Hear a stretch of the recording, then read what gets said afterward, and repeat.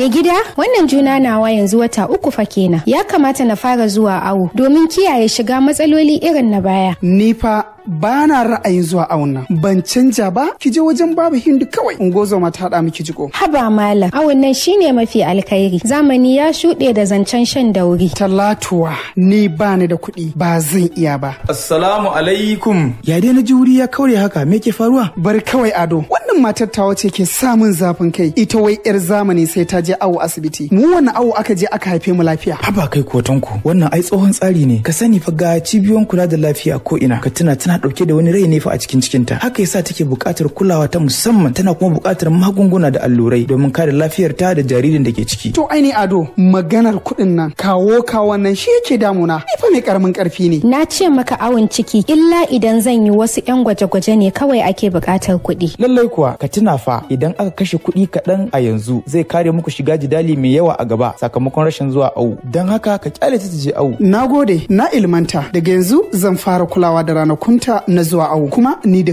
kaina zan rika mata rakiya. Matarka tana buƙatar kulawarka. Ka tallafa mata ta je awu da zarar ta samu juna biyu. Wannan sakon haɗin gwiwa ne daga Hukumar Lafiya a matakin farko ta jihar Bauchi da UNICEF da kuma ƙungiyar tallafi Global Affairs Canada.